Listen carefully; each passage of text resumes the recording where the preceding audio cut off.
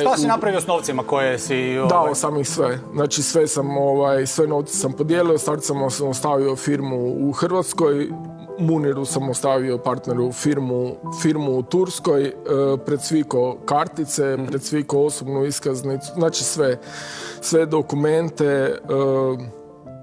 To nisam imao ni jedan dan radnog staža, evo već 10 godina, ni zdravstveno, ni socijalno, mirovinsko, bankovni račun, znači ništa. Znači došao sam u šumu sa 500 eura i sa jednim koferom stvari.